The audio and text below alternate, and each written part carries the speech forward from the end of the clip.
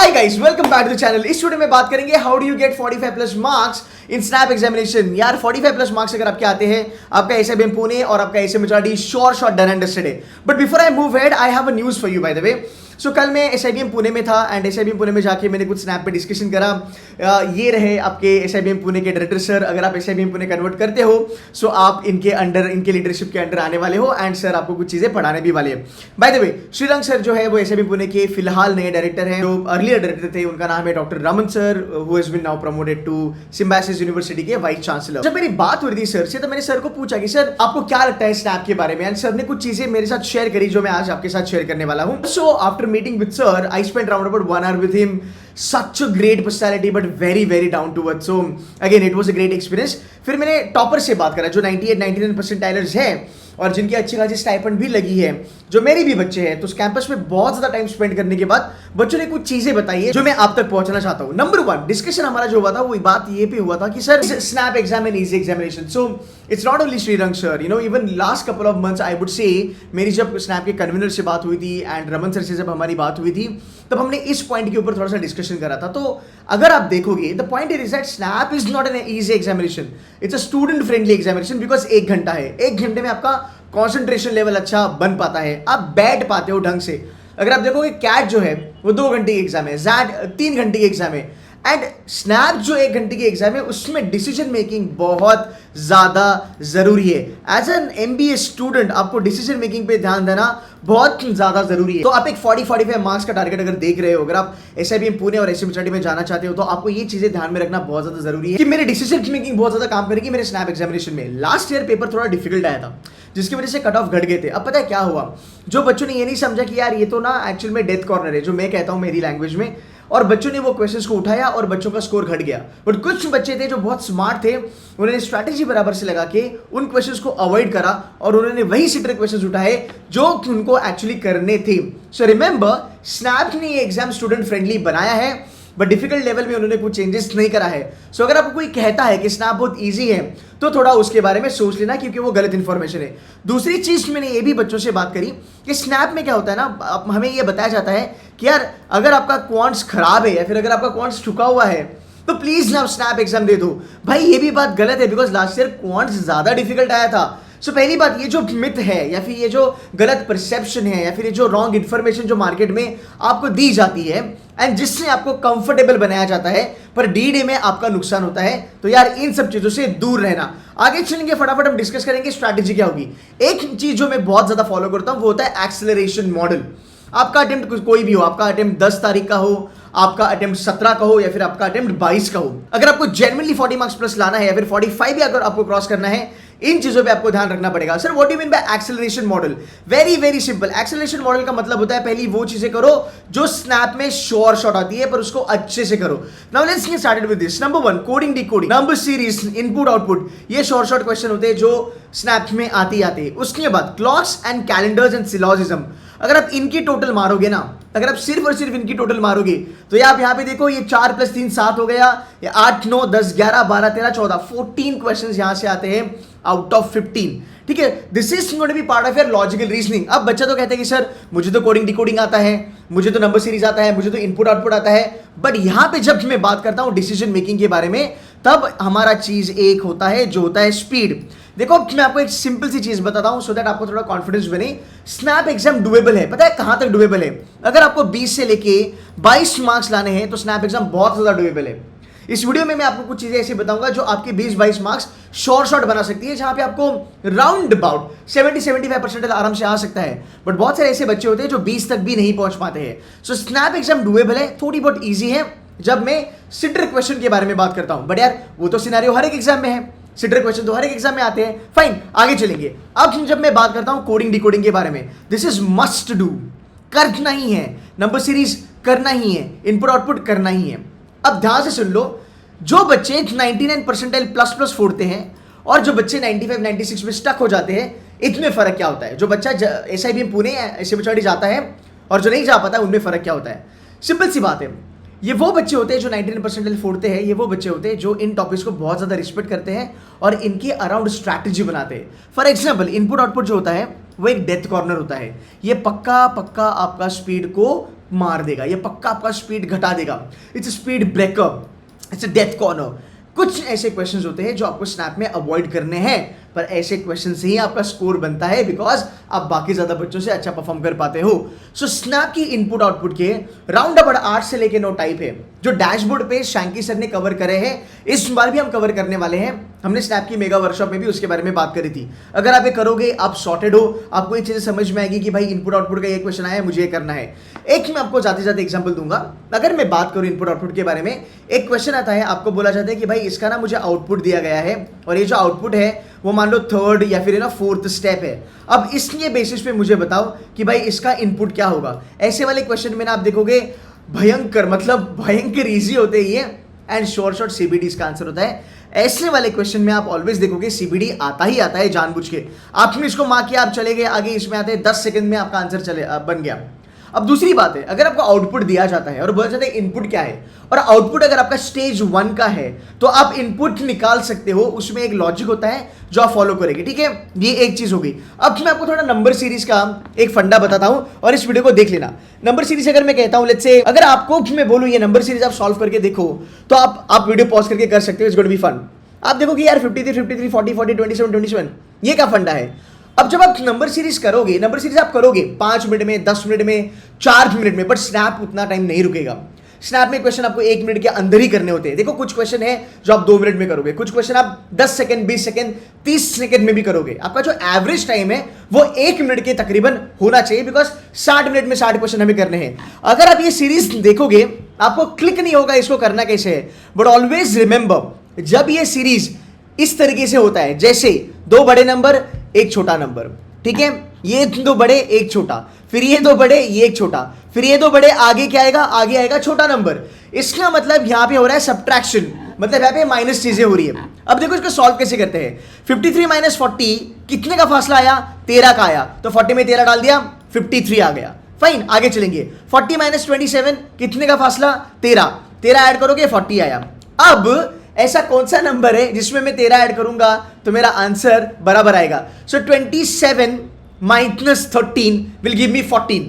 तो मैं बोल सकता हूं कि भाई 14 में अगर तुम 13 डालते हो तो तुम्हारा आंसर 27 आ जाएगा। सो ये जो कुछ तौर तरीके, ये जो कुछ पैतरे, शॉर्टकट ट्रिक्स एंड टिप्स होती है वो जानना आपके लिए जरूरी है। अगर मान लो आपने ये क्वेश्चन देखा आपके स्क्रीन पे, आप सोचते रहेंगे 1-2 मिनट तक मैं इसको कैसे करूं, मैं इसको कैसे करूं, फिर हमारा ईगो आता है कि यार मैंने नंबर सीरीज तो बहुत करा है, मुझे तो आना चाहिए।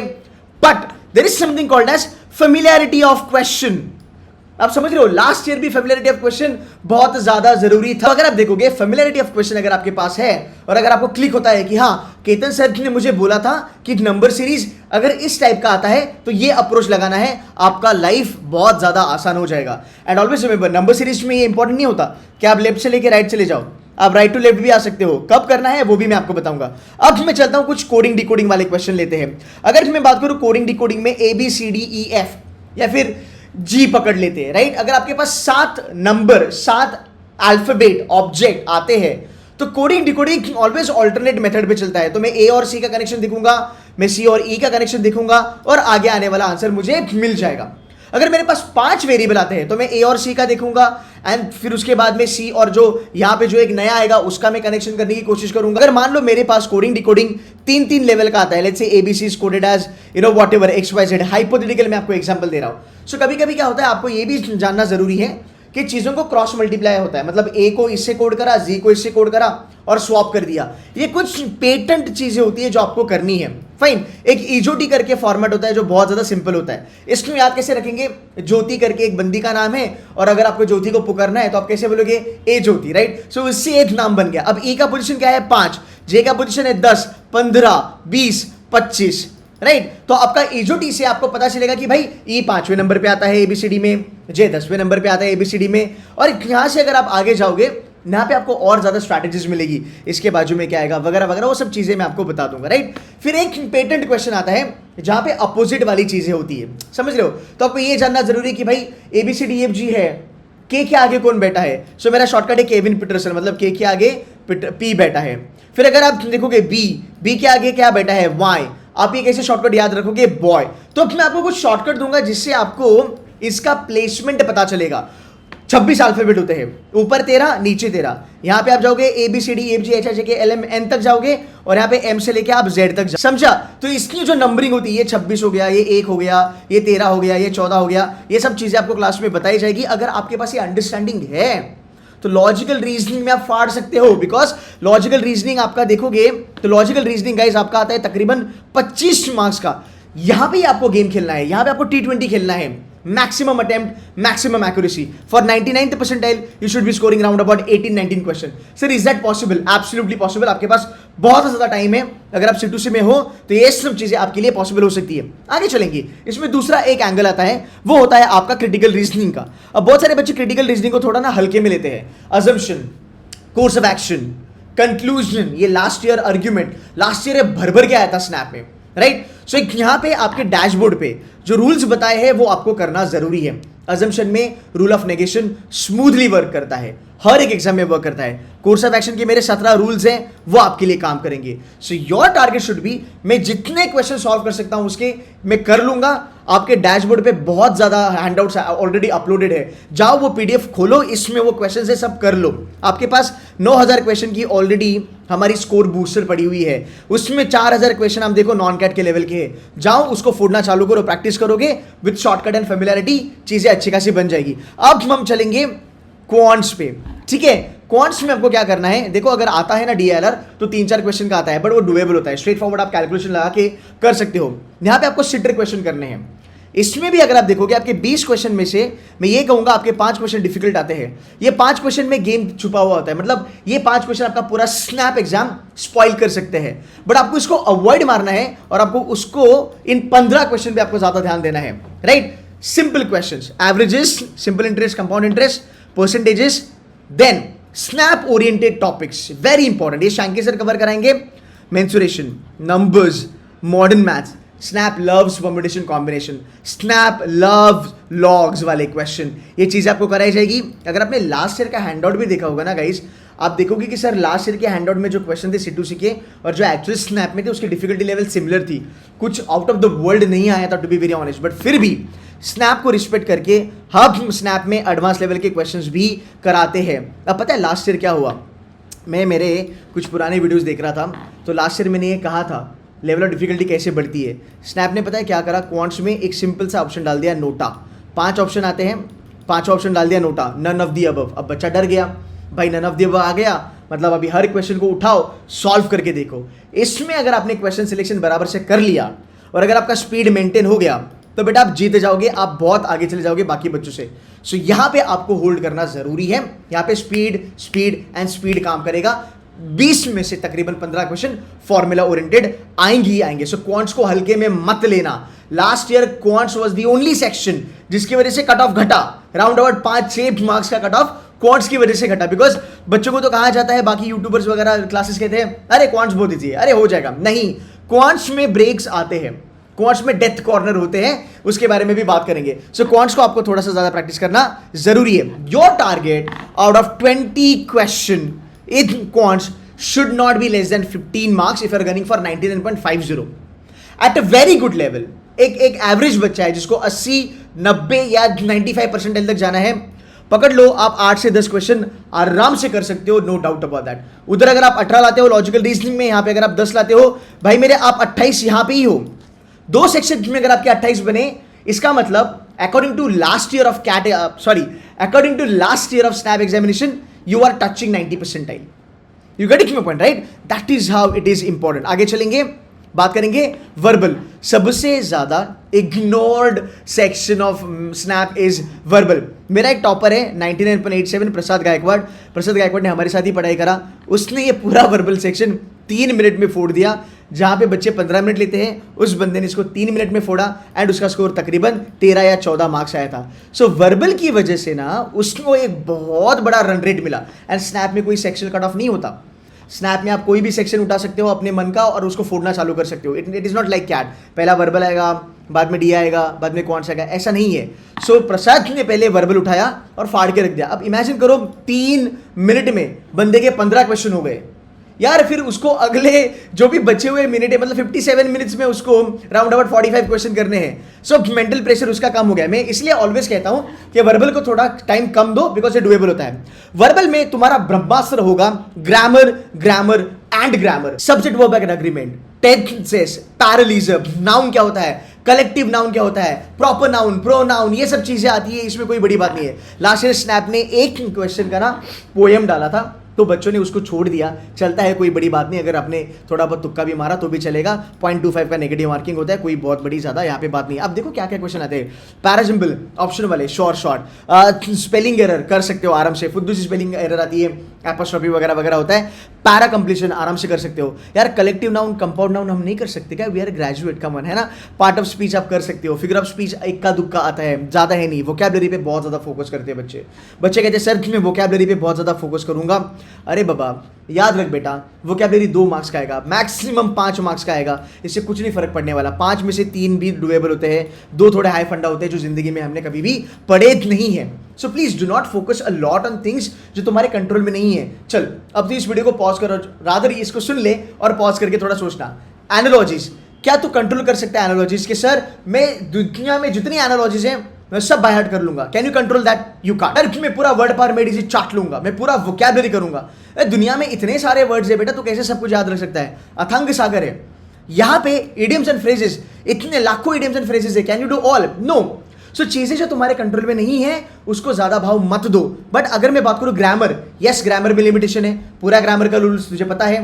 तू टेंसेस कर सकता है, सब्जेक्ट वर्ब एंड एग्रीमेंट कर सकता है, पैरालिज्म कर सकता है, कलेक्टिव नाउन, प्रॉपर नाउन तू कर सकता है। सो यार इन चीजों पे ज्यादा फोकस करो, बिकॉज यहाँ पे आपका स्कोर अच्छा खासा बनने वाला है। लेवल पे अगर तूने 10 क्वांट में करे, 18 अगर तूने मान ले तेरे लॉजिकल रीजनिंग में करे, और 10 अगर तूने वर्बल एबिलिटी रीडिंग कॉम्पिटिशन में करे, मतलब यहाँ पे करे। Bye the way RC last year तक नहीं आया था, बट आरसी जो है वो ऑफिशियल सिलेबस जो है स्नैप का, उसमें उसका इंक्लूजन करा हुआ है। सो आरसी आने के चांसेस हो सकते हैं।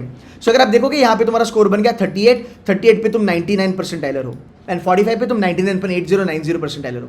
You getting my point? Now करना क्या है आपको, अगर आपने क्वांट्स अच्छा खासा कर लिया आपका, एंड मान लो अगर फिर भी आपने क्वांट्स में 15 क्वेश्चन लाए, और अगर आपने मान लो यहाँ पे 15 लाए, कहाँ पे लॉजिकल रीजनिंग में जो मुझे लगता है कोई भी ला सकता है, बट फिर भी मैं यहाँ पे 18 पकड़ूंगा, है ना। सो यहाँ पे आपके 33 क्वेश्चंस हो गए, प्लस अगर आपने वर्बल में 10 क्वेश्चंस भी लाए, that's 43, you are still close to 45।